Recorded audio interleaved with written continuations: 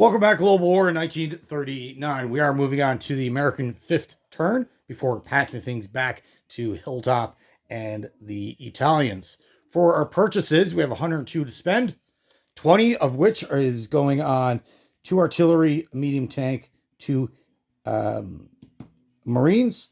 56 will go towards 3 heavy artillery, aircraft carrier, 2 naval fighters. These are the fighters that cost 11. 2 destroyers at 14, and we're now allowed to buy attack transports. So we're going to buy a normal transport and an attack one for 12. That rounds out our purchases. For attacks, we only have 2 battles to declare, and that will be up here. We have a few destroyers, 5 of which actually, in C-Zone 133. We have a Japanese sub convoying us for 5, which we cannot allow. Our plan is vital that we get that money back. So we're going to bring down 2 destroyers into here from 133. We have a movement of 3. And then this C-Zone 109 has a sub and a cruiser. Now the cruiser tried to come up and kill a sub. However, the sub submerged. Now, if we come back to the Japanese turn, this cruiser will definitely get killed. So we need to prevent that. So again, from 133, we're going to bring down 3 destroyers. This should be plenty enough to take out that sub. Both subs, actually. So we don't have to worry about anything. After that, everything will be non-combat moves. So let's get set up for a battle, or 2 of them.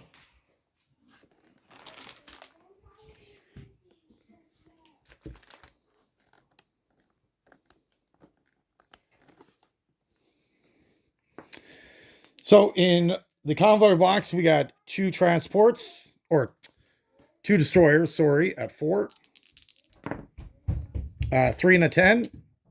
He does get to return fire at a 2. 12. Okay. And the other one is 3 destroyers at 4, and the sub will be the white at 2. So the black, or the dark ones are 4, the white is a 2. 11, 7, 12, 10. Everyone missed. Do it again. 2, 3, 9, 5. Perfect. So both those battles went as planned. Fantastic. And from here, we just got non-combat moves, unit placement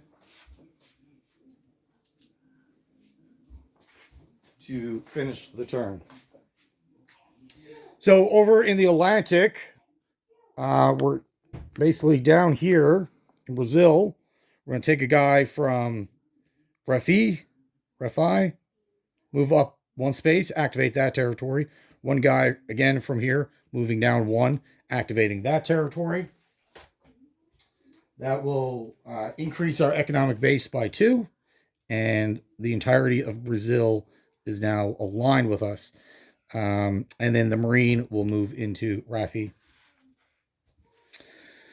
The ships here, the coastal battleship is going to stay. It's not going to do anything. The 2 transports, however, does have a naval base, has moved to 3. It's going to come up to 51. 50. There's two guys in Mexico he's going to grab. And then they'll sail over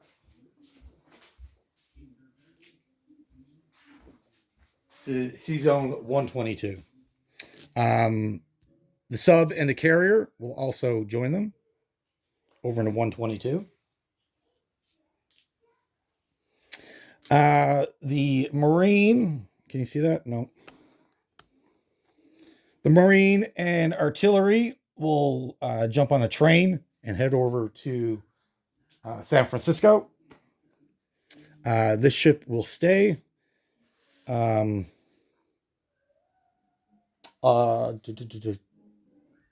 So if you allow me just to do unit placement here, we'll do the non-combat moves on the other side, just so I'm not moving the camera back and forth a lot. So the 2 naval fighters will go into Washington. the 3 heavy artillery will also go into Washington. And they both still got their AA guns. All right. Let's finish our non-combat moves over here.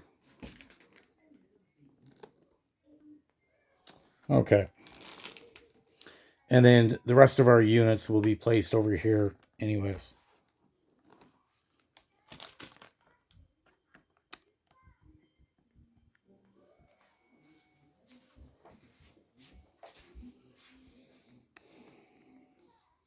Okay. So this fleet here is everything that came from the Atlantic. The 2 infantry came from Mexico. The other 2 infantry are going to walk up to southwest.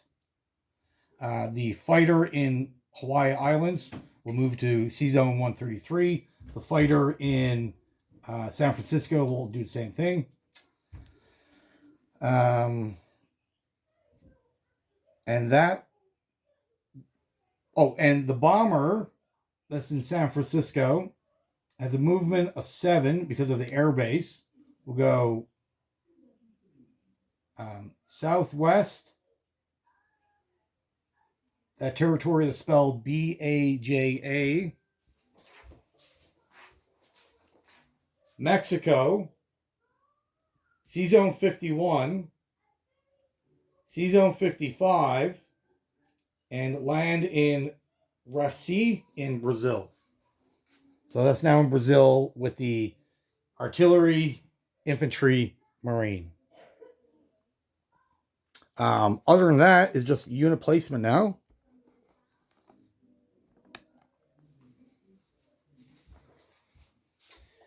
And all the factories that in the beginning of the game, they're all medium factories. As soon as America goes to war, they get upgraded to major for free. So we're going to place our aircraft carrier with the 2 fighters. So the fighters were already there. That's not part of the 10. 2 destroyers. The transport, attack transport. And then all the ground units will go in San Francisco. 2 Marines, medium tank, and 2 artillery.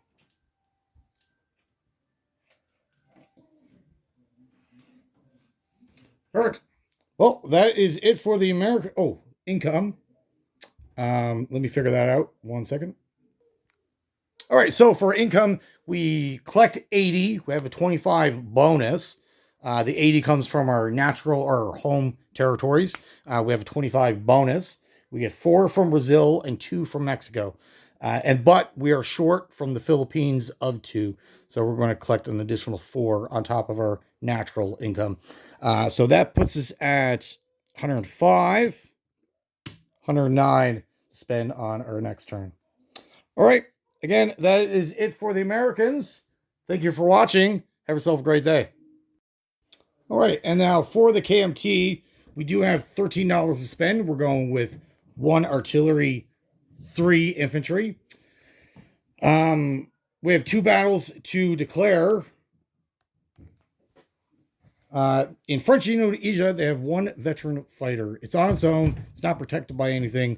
And the lessons we've learned in Burma the last couple turns is that the Japanese Air Force is deadly. Right now in Siam, this is what they currently have. So of mixed type of fighters, they have 10, and then 1 medium bomber. So their army size ain't the largest. However, this Air Force is really causing problems. So we have a fighter on its own. Let's take advantage and remove it. The problem with the Japanese fighter, just like our own Chinese fighter, they can't be replaced. So once they're gone, they're gone. Just like their veteran infantry. So let's remove 1 more threat before it actually hurts us even more. So what we're going in with French Indochina, we got our 2 cavalry. You can move 2 spaces into Burma, French Indochina. And of course, we're going to bring in our fighter. The intent of this battle is to do 1 round of combat. If he does get a hit, or when he gets a hit, we can lose one, still keeping one cavalry to claim the territory. The fighter will move back as it can't land. This territory, we're also going into what's it called? Yunnan.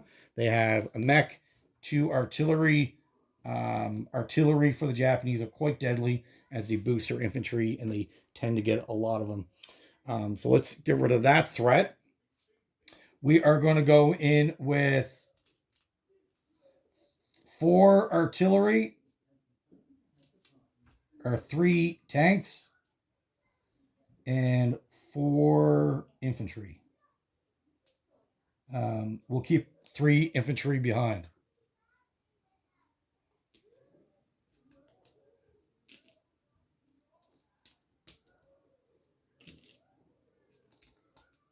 Okay. And then unit placement, everything will just go in here. All right, let's get set up for our battles.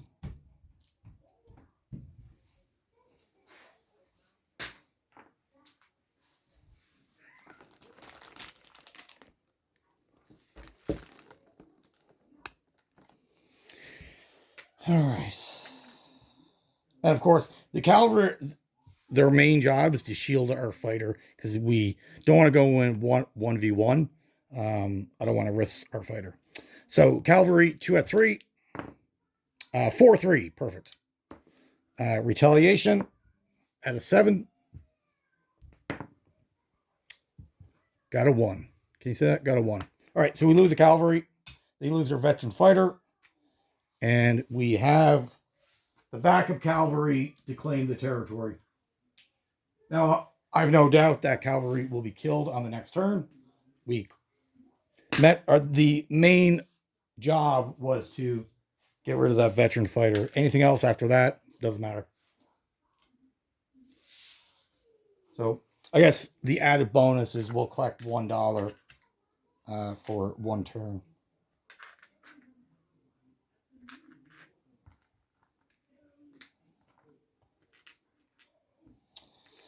All right, 4 infantry, 4 artillery, all hitting at a 3. And then we got our 4 tanks at a 4. Hitting at a 3. 2, 2, 1, 3, 3. 6, 6, 5. So we got more than enough hits that we needed. We have a surplus of 2.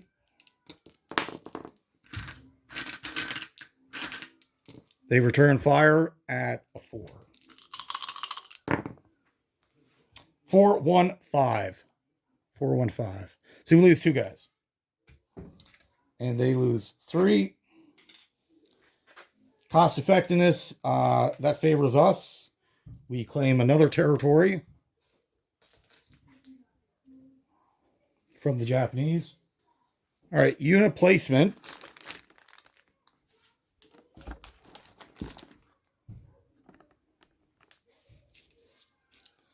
So all this returns to here as it just fought. The fighter is going to go back to the capital. And to be protected.